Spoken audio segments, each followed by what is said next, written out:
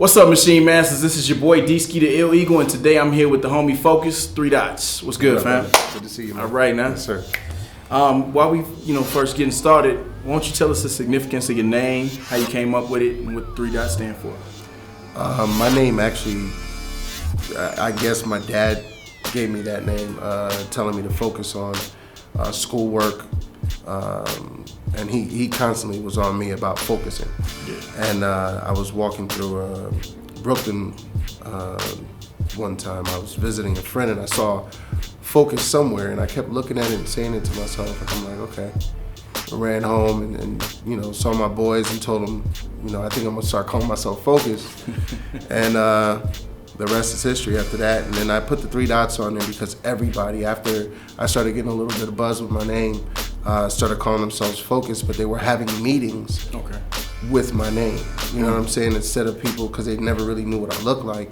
So just putting the 3 dots on there was just, make it different. Yeah, stand you apart. Yeah. How does being, because you spoke about your father, how does being an offspring of a bass legend basically affect your music and your approach to your music? I think that being his namesake, being, that's all I've ever known is him doing music. I think that a lot of that stuff just gave me drive. Like, my whole thing was to prove to him that my music wasn't cute. Gotcha. Like, my dad, would hear my music and he'd say, oh, that's cute. That was constant. And I just wanted to show him that I could do it like he could do it. So that's really, like, I always wanted to impress my father, Yeah. So I can assume that he was a big influence. Huge. Yeah. Huge. Like, everything I did, I wanted to be a producer because of him. I didn't want to be on stage. I didn't want to be a superstar per se, but I did want to be a producer, and that was something I knew. Gotcha. If you would, run down some of your catalog.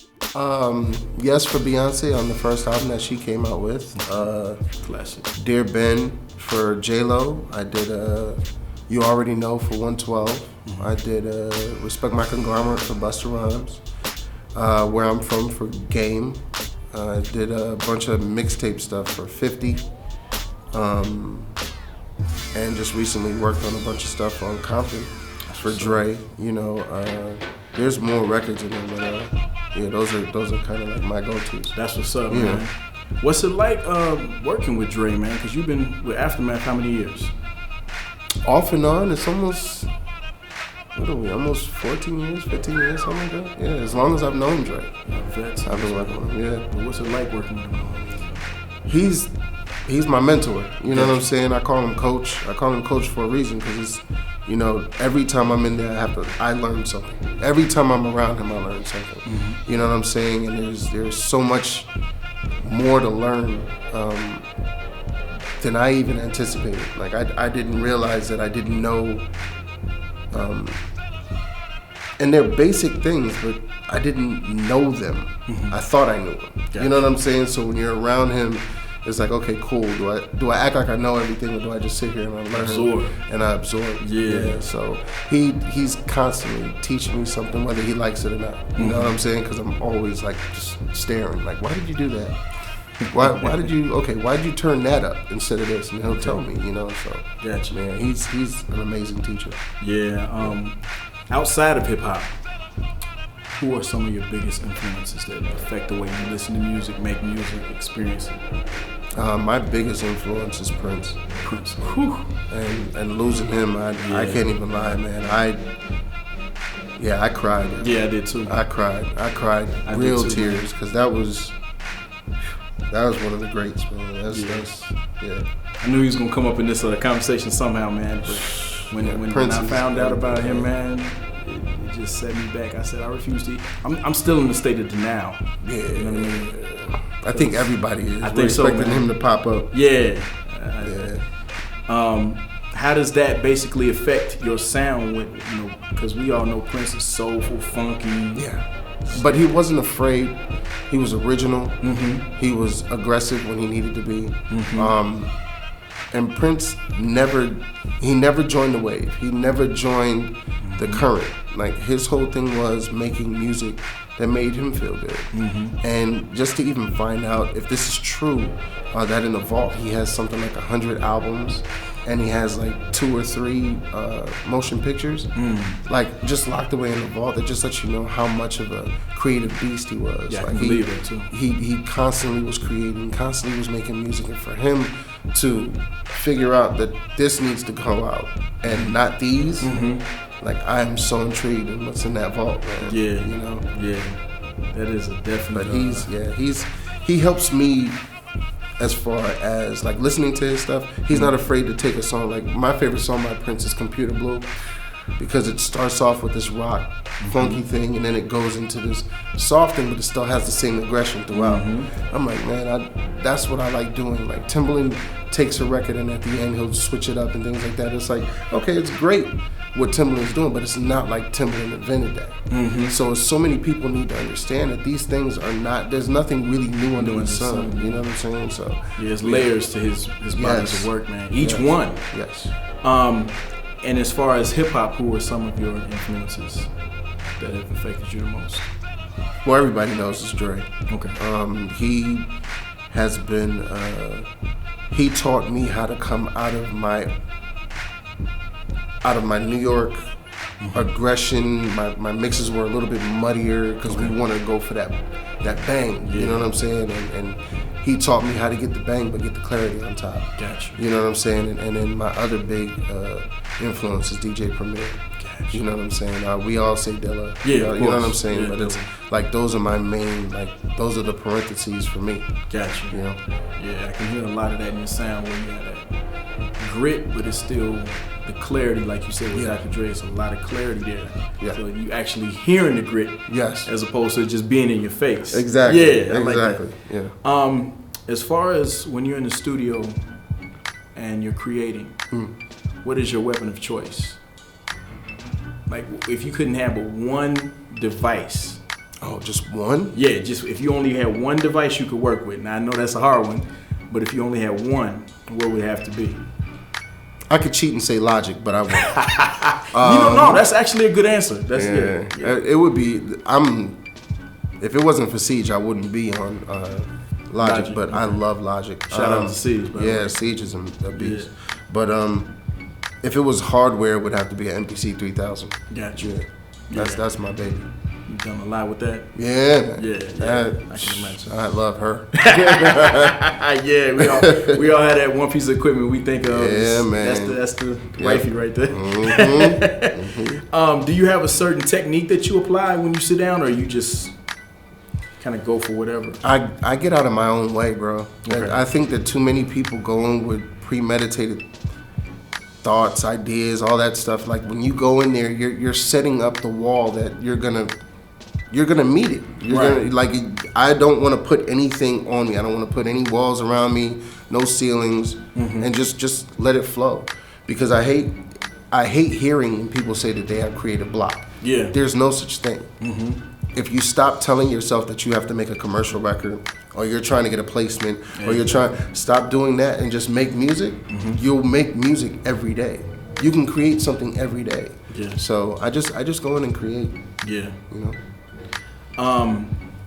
What are your thoughts on sampling? And I'm asking this specifically because as I look at like hip hop news, more so hip hop than anything else, a lot of artists are getting into trouble with their back catalog. You know, they like, I'm not gonna mention any names, but it's a whole lot of artists who start off underground. They use a lot of samples, and then as they progress, you hear them getting sued because they didn't get the sample cleared.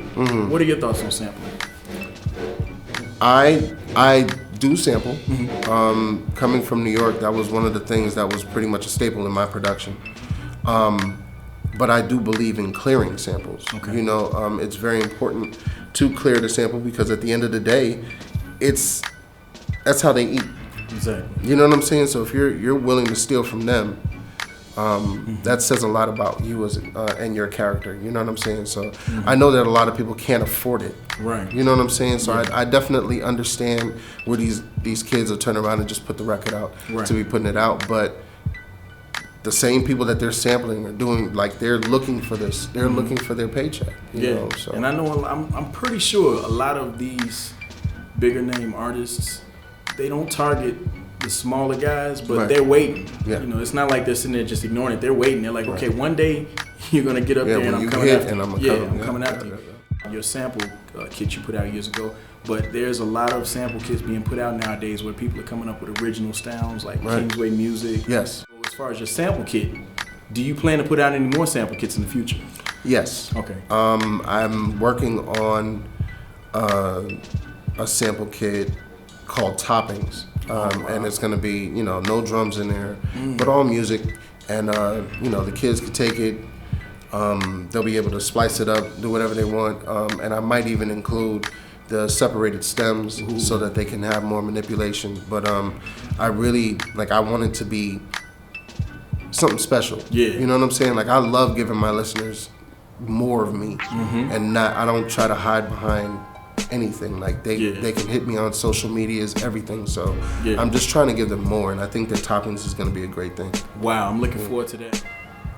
In today's game of music, you find so many people that are standoffish, and I understand both sides of the spectrum. Yeah. Because a lot of times when you're in an industry that has you in the forefront, even if you're a producer, you're still in the forefront. Yeah. People tend to look at you and not think of you as a person, but they think of you as a product. Yes. And so you have to protect yourself, your family, etc. 100%.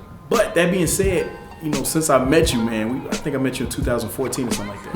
And since I met you, I have to say you're one of the few balanced cats that I've known. You know, I know a few. Appreciate that. But it's very few. Yeah. But you keep your balance. How do you pull that off, man?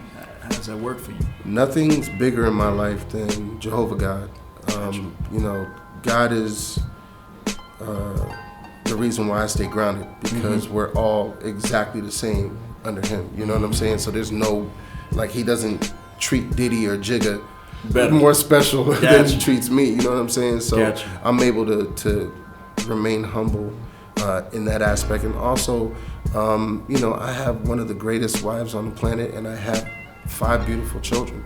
So there's nothing more grounding than understanding why you live life, understanding your purpose in life, understanding why you do what you do. Like, I don't make music to be popular. I don't. Right. I make music because I love making music, and I'm able to feed my family and take care of my family, and yeah, that keeps me pretty grounded. And I try to, just like I said, I like being vulnerable. I like people seeing that I'm not, you know, I don't think I'm bigger than you. Right, you're not standoffish. I would definitely vouch for that, man. I hate that. I can't stand that. I've met a lot ego of cats in this music industry, and there are a lot of standoffish. It's not even standoffish. It's just ego. Yeah, like, I just basically. I don't get it. I don't understand why your ego's so inflated. Because if you don't have a hit for the next 2 years, you still have to be you. Yeah. Now, when you need somebody and you need some companionship, or you need a friend or whatever, everybody's looking at you sideways. Right. Like, and you've established yourself as this guy who can't be touched. It is what it is, man. But I thank God for the cats that really have found a way to, you know, walk that balance between, okay, this is music and this is my career and this is my family, and I'm not gonna put this one over that. You know what I mean? But we're gonna balance them out. 100%. Give us your advice to, say, maybe an artist or producer who's coming into the game, or one that's been in there, both of them, who would like to find that balance. You know, a lot of cats are struggling to find that balance between, okay, this is my job, and when I do, this is my family, this is my life, this is me with the lights off. You know what I mean? Give us an idea of what that person should keep in mind. I think the biggest thing that people need to keep in mind is that it's a job. And I think that they get swept away with what fame looks like. They get swept away with what money looks like. They get swept away with what prestige looks like, social status looks like. So when those things start to outweigh your love for your family, they start to take away time from your family, you have to reassess your life. And I think a lot of people have to really look at the fact that this is a job. You know, if you are one of those people that, you know, when you work so hard that you sacrifice the time with your family, even as a blue collar, then, you know, that's something you have to sit down and reassess yourself. I can't tell somebody what to do. Right, exactly. But I know I used to be like that. Yeah. I used to be in the studio 7 p.m. to 7 a.m. And then sleep and then do it again the next day, and I'm missing time with my kids. So family like you can't do that. You can't do it. And I love my family more than I love myself. You know. Yeah, that keeps you grounded too. Yes. Man. You know. Anything that's coming up in the works that you can share with us? That's a hard one right there. A lot of good stuff is happening. I've been working with Dre on some newer projects I'm really excited about. Okay. Definitely about to drop something with John Connor really soon. I'm very excited about that. Okay. Marsha Ambrosius is back in the studio, so you know we're definitely working. That's my sister, so you know we're doing some stuff. Busta ELE2 is coming out, and I'm hoping that I got all my records still on that album because people been waiting for that one, man. Yeah, but he's a beast. Yeah, he's always in the studio, so I can't wait to see how that comes out. And there's, you know, right now just. There's some great things happening. Got some secrets in the book. Yeah. We'll leave it at that. Yeah. So there's good things happening. Oh man, well take us back down memory lane real quick, man. How did the whole Dr. Dre Aftermath connection even happen in the first place? I was working with an artist named Dax who was signed to Jason Weaver at the time, and we had a production company called Busta. And so I was signed to Jay as a producer. And we kind of partnered up and just started producing various people. He really believed in Dax. And so we produced a whole demo together, and his people got the demo to Dre. Okay. And when it got to Dre, you know, he dug what we were doing, and we did a song for the Watch soundtrack called Riding High. Yeah, I remember that one. Yeah, so once that record got on there and Dre saw how we worked and our work ethic, he was very intrigued on, you know, what more I could do. Okay. And I think I wasted a good year and a half trying to be like him instead of just doing myself. But that's in that year and a half. I think I learned a lot, and I still got my deal. So it was great. Yeah, that's what's up. I don't know if I got the numbers right, but I believe we're coming up on the 11th year of Dilla being gone, if I'm not mistaken. I have to look at my numbers, but it's been a while. It's been a while. Yeah. And, you know, we were just talking about Prince. I was thinking about James Brown, Michael Jackson. Right. Just the list goes on. David Bowie. Whitney Houston. Yeah, Whitney Houston. And I'm thinking about all these people, man, that were great. I'm talking about these people impacted music in a way that when you say their name, the memories that come back are so heavy. The legacy they left behind is a very important one. Yes. What is the legacy that Focus is trying to leave behind? You know what? I used to want to be a legend. I used to want the world to know who I am. Now my legacy is my family. There you go. And that's more important to me than anything. You know what I'm saying? I want to make sure that my family understands that they're totally loved, you know, and totally taken care of, whether I'm alive or dead. You know what I'm saying? So my legacy right now and my whole focus is just making sure my family's good, you know what I'm saying? Making sure I'm good with God, we're good with God, but making sure my family's good. I like that, yeah, I like that. Because there are a lot of artists, man, who have left, and as much as they've impacted music, they have left a messy situation for their family to have to deal with. And no one wants that, man. I don't want that. I don't want that. No one wants that. I don't, that's a rough one. I'm going to call this part advice from a pro. Because like you said, you can't really tell someone what to do. Right. But being that you've stepped from A to B, you know, on down here, you can kind of tell people some of the pitfalls to avoid maybe or some things that they can do to get from point A to B themselves. What would you say to that producer that's just getting in the game or that producer that's been in the game for a little while that's trying to get placements and build their catalog? Networking is your most vital thing in your career. You need to be where everybody is, meaning, you know, iStandard has events, ASCAP has events, CSAC has events, and these producers, songwriters, artists, they're all there. Okay. And a lot of the elbow rubbing and the I do tracks and this and that, if you keep your ego in check and you approach people with a cool disposition, and like you said, people don't see us as people. So if you approach them 10-to-1, you can strike up a conversation with a writer, a producer, an artist, and they want to know who has the new hot music. Okay. Just as bad as you want to get a placement on one of their artists. You know what I'm saying? So it behooves them to turn around and shake a hand. But don't go up there with an attitude like, I've been in this so long and I'm hot and I don't want to hear that. I don't want to hear it. Yeah. You know what I'm saying? And I can just imagine what it does to somebody that may have an ego or may like, bro, I sacrificed everything. I don't want to hear your story.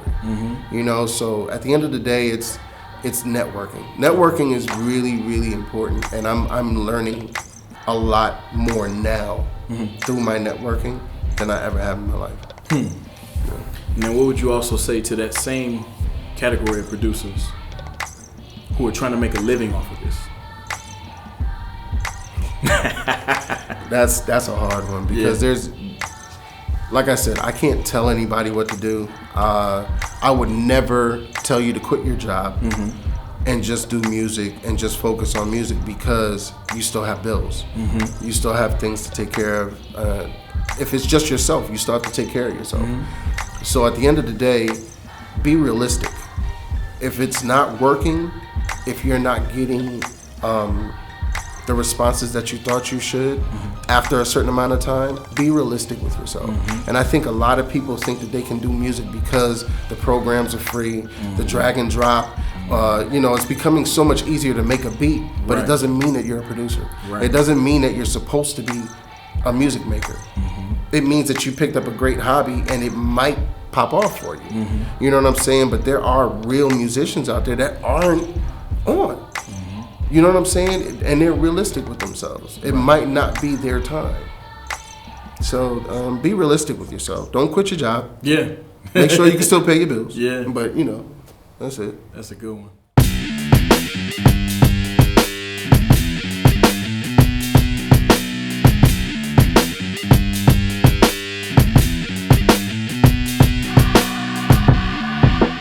And I think that's what makes them so dope. Like that whole black hippie thing, I dig it. I dig it. You know what I'm saying?